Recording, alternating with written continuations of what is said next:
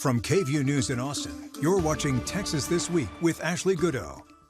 Thank you for watching Texas This Week. As more data centers look to call Texas home, a Central Texas lawmaker wants to look at the impact those centers have on our natural resources. Plus, members of the Texas House of Representatives now have their homework for the interim. We'll get to those stories in just a minute, but first, let's get to the 3 things you need to know in Texas politics. Texas Attorney General Ken Paxton and Acting State Comptroller Kelly Hancock going at each other this week over Islamic schools and the state's voucher program. The short version, a group of Muslim parents and Islamic schools sued the state after they were blocked from being part of the voucher program, and they won. Hancock sent a letter to Paxton criticizing his legal strategy in the case, and it was leaked. Paxton unleashed on social media, calling Hancock a, quote, incompetent loser and embarrassment. Then on Thursday, Paxton sent a letter to the comptroller's office withdrawing as counsel in the lawsuit, saying Hancock jeopardized the defense.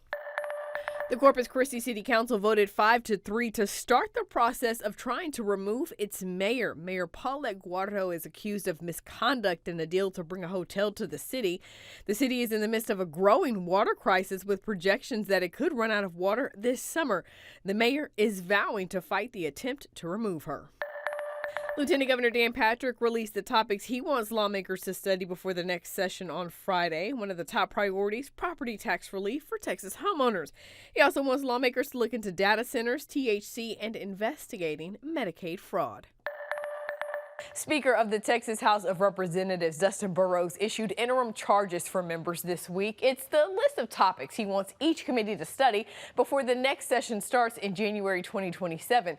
And he created 3 new select committees, one to look at health care affordability, another to study general aviation, and the Select Committee on Governmental Oversight. Central Texas Representative Troxclair was appointed to that one.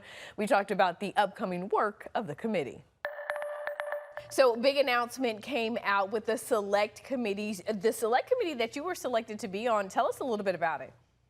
I am extremely excited about this select committee on government oversight. If you're anything like me, I think more oversight of government activities, everything from school boards to local city councils to state agencies, is better. This committee really has broad jurisdiction, so we can talk about everything from undue influence from outside organizations in DA and prosecutorial roles, taxpayer-funded lobbying issues, and ultimately the goal of this committee is to just make sure that taxpayers are actually getting what they signed up for when they pay their bills.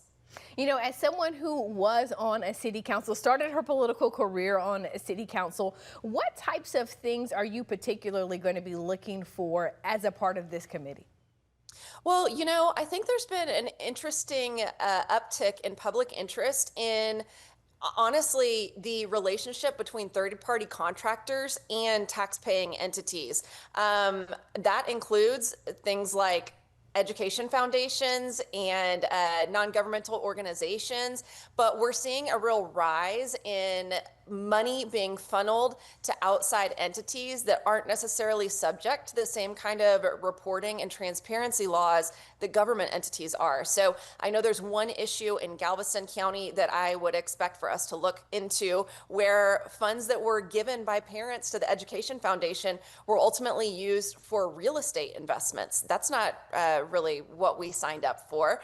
There's other questions about prosecutorial influence. You know, we want the legislature to set laws and for the judicial branch to enforce those laws. So I really think this is just a matter of looking under the hood, making sure that public trust is improved when we say we are committed to doing something, or the government says you're going to get this service in return.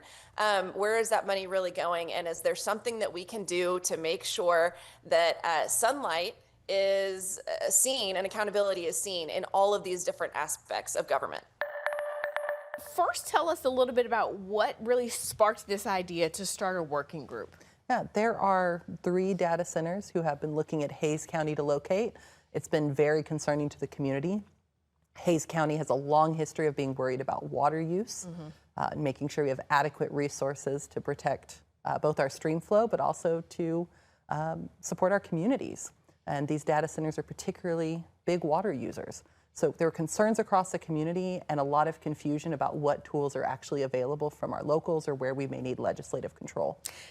I would imagine. I think there's some of that confusion stems from what happened in another Texas county, and you had State Senator Paul Bettencourt say that the county could not, basically the county wanted to put a pause, right, on construction of a data center, and the senator came out and said they cannot do that. It violates one of the laws that was recently passed. Talk to me about your understanding of that situation, and did that play a role in this, you deciding to start this working group? Yeah, absolutely it played a role.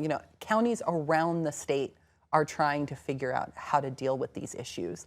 And with so much development moving into the unincorporated parts of the county. Hays County has a lot of experience dealing with this because we are the second fastest growing county in the nation. So we've been trying to figure out these problems for a long time. But a lot of Texans don't understand that once you get outside of city limits, the ability for any of your local elected officials to say no is pretty close to zero. And that's created a big challenge because our cities can't grow anymore.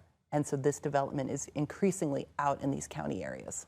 Talk to us about the rationale behind not allowing county leaders to have more of a say in what type of development happens in the county. Historically, the idea was that the county was rural. But previously, cities used to be able to grow. They used to be able to annex these areas around the city so that when areas got developed, they became part of the city. And cities have a lot of control around zoning, being able to set water use standards, you name it. Cities have powers.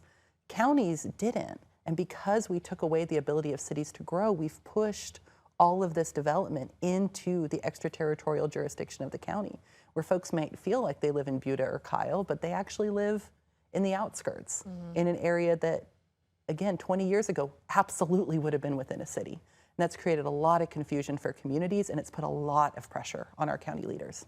When you think about what you've seen with water use and data centers in other parts of the state, right, because we know that Texas is rapidly becoming the top state for these centers to be brought in, but also other parts of the country, what are the main concerns? You mentioned water use, but talk to us a little bit more about that. Yeah, I mean, a big data center could use 500,000 gallons of water a day. Versus, a home is going to use like 125 gallons. That's a very big difference.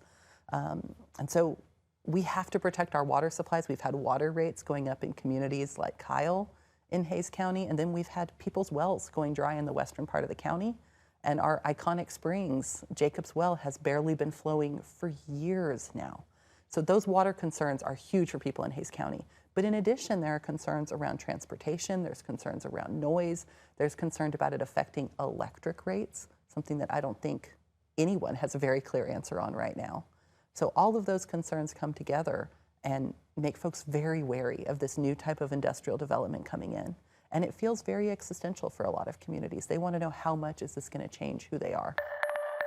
Lawmakers on Capitol Hill also have questions about data centers. This week, U.S. Senator Bernie Sanders and Congresswoman Alexandria Ocasio-Cortez introduced the AI Data Center Moratorium Act. The legislation would pause all new data centers in the U.S. until national safeguards are in place to protect workers, consumers, and the environment. But last week, the Trump administration revealed its own plan for AI, and it includes limiting regulations and the ability of states to pass their own rules. Representative Zweiner's group is hoping to have its first meeting in April. That's Texas This Week.